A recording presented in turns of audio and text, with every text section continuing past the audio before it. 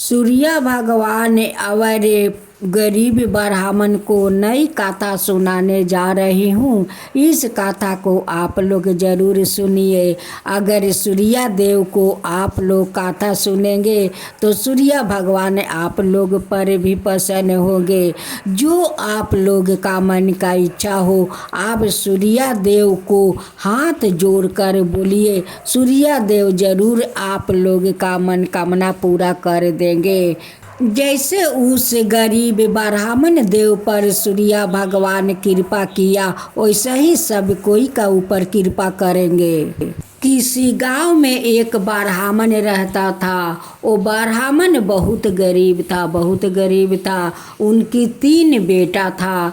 तीनों बेटा बहुत अभी छोटे थे। ब्राह्मण देव सूर्य भगवान का वो बहुत बड़ा परम भक्त था। सूर्य देव का रोज पूजा करता था, लेकिन रविवार का दिन वो बहुत श्रद्धा भक्ति से पूजा करता था। एक समय वो भोजन करता था। ब्राह्मण देव का परिवार दरिद्रता के कारण वो लोग बहुत दुखित रहते थे।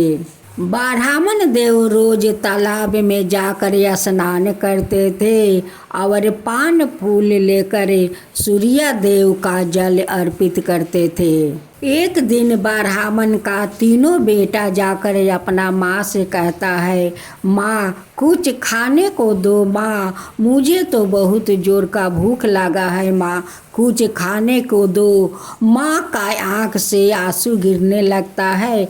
माँ कहती है कि बेटा घर में तो कुछ नहीं है कि तुम लोग को मैं खाने को दूँ, कुछ नहीं है बेटा। ब्राह्मणी जाकर अपना पति से कहती है कि हे ब्राह्मण, देखिए मेरे तीनों बेटा भूख के मारे तड़प रहे हैं, कुछ कीजिए ब्राह्मण देव। ब्राह्मण कहते हैं कि ब्राह्मणी मैं क्या करूं, मैं भी तो सारा दिन काम का तलाश में रहती हूँ कि कोई काम मिल जाएगा तो मैं काम कर लूँगा, लेकिन क्या करूं ब्राह्मणी, काम तो मुझे मिल ही नहीं रहा है, मैं कैसे काम करूं ब्राह्मणी। ब्राह्मणी ब्राह्मण से कहती है कि देखिए मेरे तीनों बेटा तो भूख के मारे तड़प रहे हैं, आप एक काम कीजिए, मेरा मंगलसूत्र ले जाइए और इसे बंधक रख कर कुछ खर्चा ले आइए कि मैं अपना बच्चों को पेट भर सकूं। ब्राह्मण देव कहते हैं कि ब्राह्मणी ये तो तुम्हारा मंगलसूत्र है, इस मंगलसूत्र को मैं कैसे ले जाऊं। ब्राह्मणी कहती है कि देखिए ब्राह्मण, मैं तो मंगलसूत्र बेचने के लिए तो देता नहीं हूँ, आपको बंधक रखने के लिए देता हूँ। जब हम लोग का पास पैसा होगा तो इस मंगलसूत्र को आप ले आइए ब्राह्मण देव। ब्राह्मण देव मंगलसूत्र को गिरवी रख देते हैं और रख कर घर में दाल चावल ले आते हैं। ब्राह्मणी बनाकर अपना तीनों संतान को भूख मिटाती है।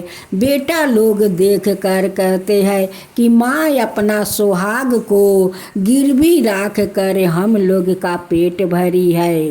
ब्राह्मण देव का तीनों बेटा अपना पिताजी से कहते हैं, पिताजी हम दोनों भाई विदेश जाएंगे काम करने।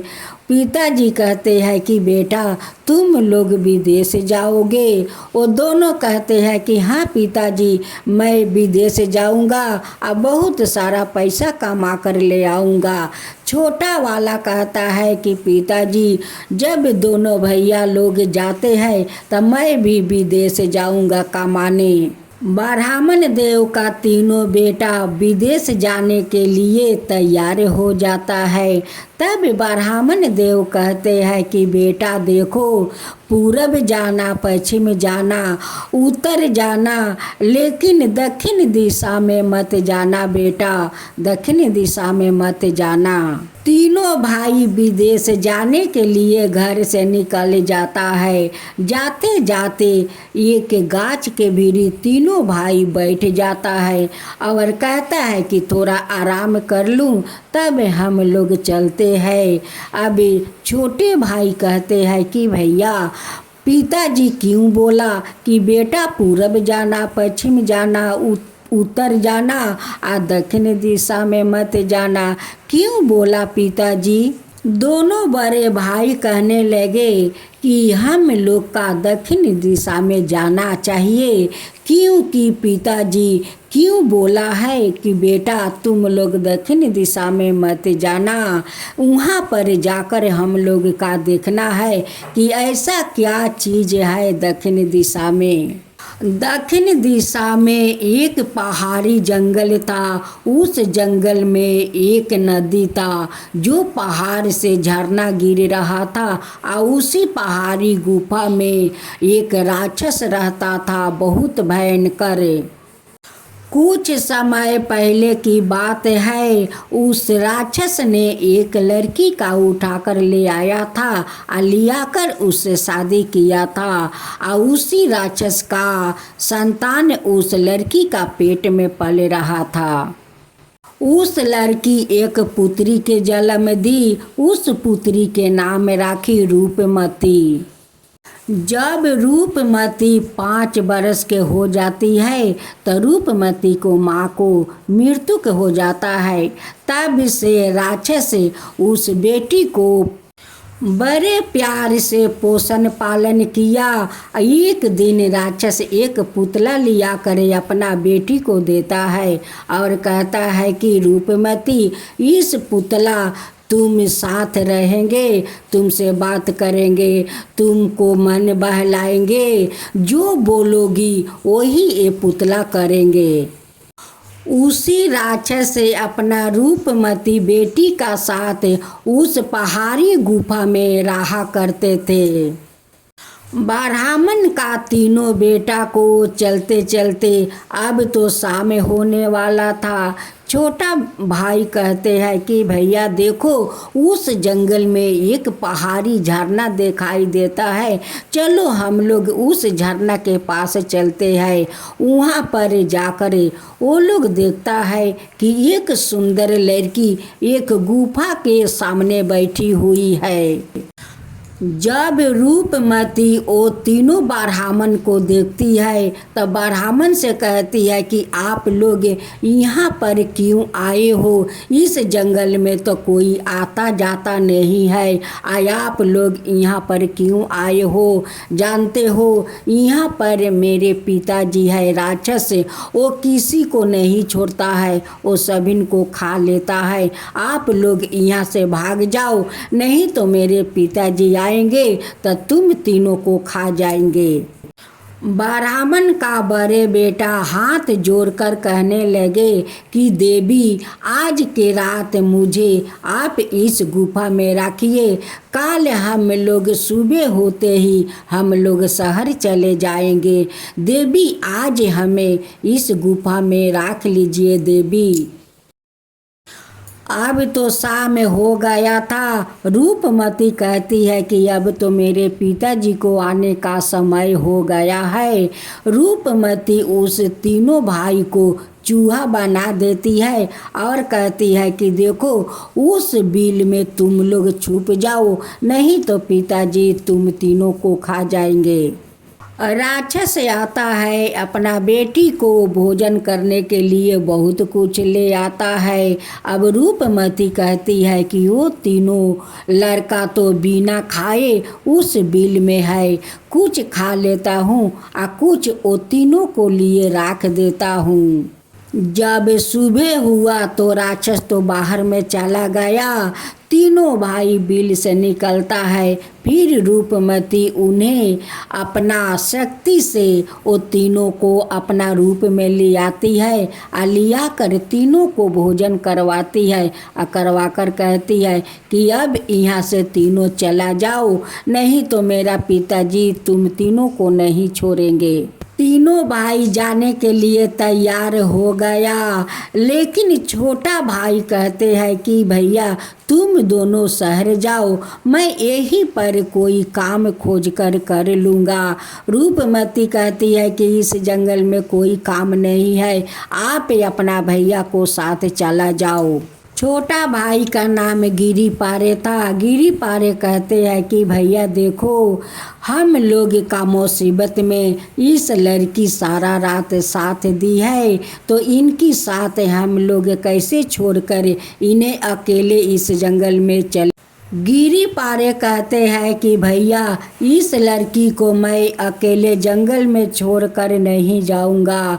भैया आप लोग विदेश चले जाओ, मैं इस लड़की का साथ रहूंगा। दोनों भाई एक शहर जाता है और एक भाई एक सेठ का दुकान में जाकर काम करता है और दूसरा भाई एक साहूकार का दुकान में काम करता है। दोनों काम करने लगा, पैसा इकट्ठा करने लगा। करते करते वो लोग का तो 6 महीना बीत गया। 6 महीना का बाद वो दोनों कहते हैं कि भैया अब हम लोग का घर लौट जाना चाहिए, माता पिता अकेले घर पर होंगे। इधर बारहामन बारहामनी अपना तीनों बेटा को बहुत चिंता कर रहे थे कि मेरे तीनों बेटा तो विदेश में गए हुए हैं, वो लोग कैसे होंगे, क्या करते होगे, यही सब वो लोग चिंता कर रहे थे। बारहामनी सूर्या देव से कहती है कि हे सूर्या भगवान, मेरे तीनों बेटा को आप रक्षा कीजिए, हे सूर्या भगवान। सूर्या देव बारहामन देव के सपने में दर्शन देते हैं और कहते हैं कि बारहामन देव, मैं तो आप पर बहुत प्रसन्न हूँ, आपका श्रद्धा भक्ति देखकर मैं बहुत प्रसन्न हूँ।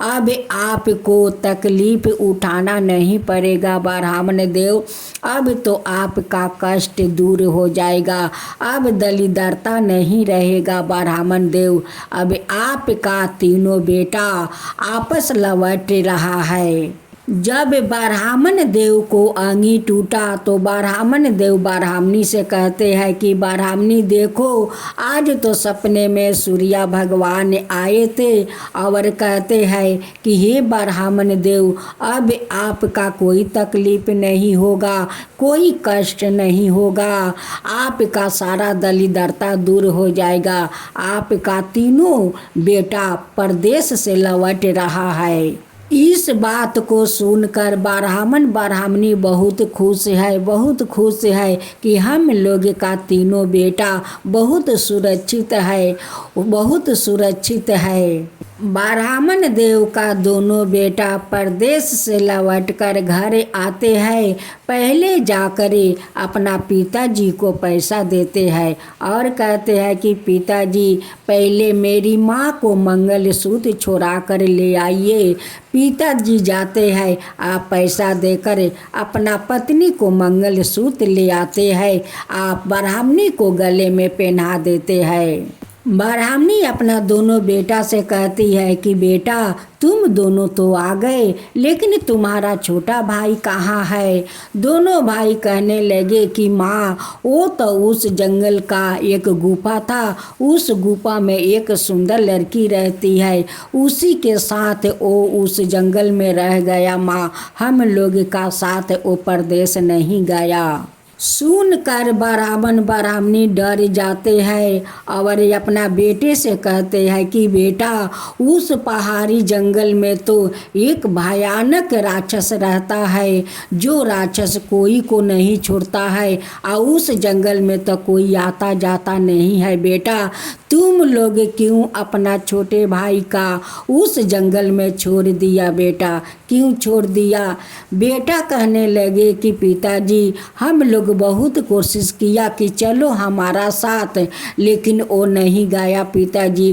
वो कहता है कि इस लड़की रात भर हम लोग को रक्षा किया है, तो इनको छोड़कर मैं अकेले नहीं जाऊंगा। उसी जंगल में वो रह गया पिताजी। गिरी पारे तो बहुत चालाक था, बहुत चालाक था। एक दिन गिरी पारे रूपमती से पूछता है कि रूपमती तुम्हारा उस राक्षस पिता को मृत्यु नहीं होगा। वो कहती है कि क्यों नहीं होगा, एक दिन तो रूपमती कहती है कि एक दिन सभी को मरना होगा, सभी को मरना होगा। वो गिरी पारे कहते हैं कि अच्छा तुम्हारा पिता को कैसे मारा जाएगा। रूपमती कहती है कि तुम मेरा पिता को क्यों मारना चाहते हो। गिरी पारे कहते हैं कि मैं तो तुमसे प्यार करती हूँ और तुम्हारा पिता तो मेरे साथ शादी नहीं करने देंगे। रूपमती कहती है कि तुम सही बोल रहे हो, मेरे पिताजी एक मनुष्य के साथ कभी शादी नहीं होने देंगे। रूपमती कहती है कि ये तो मेरा पुतला जादू वाला है, यही तो सब कुछ बता सकते हैं। गिरी पारे उस पुतला से पूछता है कि हे जादूगर पुतला, उस राक्षस को कैसे मारा जाए। पुतला कहता है कि देखो एक गुफा है, उस गुफे के ऊपर एक खंजर है, जिस खंजर में एक जहरीले सांप का विष लगे हुए है। अगर उस खंजर से उनकी नाभि में मारा जाए तो वो राक्षस मर सकता है, उसी विष के कारण वो राक्षस मर जाएगा। एक दिन उस राक्षस उसी खंजर से एक नाग को मारकर उनकी मणि हासिल किया था। तब से आज तक उनकी जहर उस खंजर में लगे हुए है और उसी खंजर अगर उनकी नाभि में मारा जाए तो वो खुद मर जाएगा। राक्षस एक खटिया पर सोया करता था, जो खटिया रस्सी से बनाए हुए थे और वो पेट के भरे सोता था। एक दिन गिरी पारे उस खटिया पर एक चादर डाल देता है और उसी खटिया के नीचे जाकर वो सो जाता है। उस खंजर को लेकर जब रात को राक्षस आकर सोता है, अब तो गिरी पारे उनकी नाभि में वो खंजर ढुका देता है। अब तो राक्षस वहीं पर छटपटाकर मर जाता है। गिरी पारे रूपमती से शादी कर लेते हैं और जो वो राक्षस का वो गुफा में था वो सारा वो मोटरी बांध लेता है। पुतला कहता है कि देखो चलो एक जगह और दिखाता हूँ जहाँ वो राक्षस उस सांप का मणि रखा है। वहाँ पर वो पुतला ले जाता है और उस गिरी पारे को दिखाता है। गिरी पारे उस मणि को लेकर एक कपड़े में लपेट लेते हैं और गिरी पारे और रूपमती जो उस गुफा में धन था वो सारे धन का एक मोटरी बांध लेता है और पुतला को लेकर सब अपना घर लौट आते हैं। इधर तो ब्राह्मण देव सूर्य भगवान को जाकर अर्घ दे रहे थे। सूर्य भगवान से कहते हैं कि हे सूर्य भगवान, मेरा छोटा बेटा को रक्षा कीजिए, अभी तक तो मेरा बेटा नहीं आया सूर्य देव। तभी सूर्य भगवान वहाँ पर प्रकट होते हैं और ब्राह्मण देव से कहते हैं कि हे ब्राह्मण देव, आप पर तो मैं बहुत प्रसन्न हूँ, आपका श्रद्धा भक्ति देख कर तो मैं बहुत प्रसन्न हूँ। अब आप अपना घर जाइए, देखिए आपका बेटा और बधू सब घर लौट आया है। अब तो आपका सारा दुख तकलीफ दूर हो गया है ब्राह्मण देव, अब कभी दुख तकलीफ नहीं होगा, कभी नहीं होगा ब्राह्मण देव कहकर सूर्य भगवान अंतर ध्यान हो जाते हैं। अब ब्राह्मण देव अपना घर आकर देखते हैं बेटा और बधू को, सारे धन देख कर ब्राह्मण देव बहुत खुश हो जाते हैं, बहुत खुश हो जाते हैं। कहते हैं कि मेरा बेटा तो इतना सारा धन लेकर आया है कि ये धन तो कभी शेष नहीं होगा। ब्राह्मण देव का बेटा और बहू अपना सास ससुर को पैर छूकर प्रणाम करते हैं और दोनों ब्राह्मण ब्राह्मणी अपना बेटा और बधू को सादा सुहागिन रहने का आशीर्वाद देते हैं। हे सूर्या भगवान, ये तो आपका कृपा है कि आज वो गरीब ब्राह्मण धनवान बन गया। अगर आपका कृपा नहीं होता तो वो ब्राह्मण कभी धनवान नहीं बनता। हे सूर्या देव, वो तो आपका कृपा है, आपका कृपा के कारण तो वो ब्राह्मण देव धनवान बन गया। वैसा ही सबका ऊपर कृपा कीजिए हे सूर्या देव, सबका ऊपर कृपा कीजिए। जो आपका कहानी कहे, जो सुने, जो हुक्का भरे, उन सब का ऊपर कृपा कीजिए हे सूर्या देव, सबका ऊपर कृपा कीजिए। सूर्या देव की जय हो, सूर्या देव की जय हो।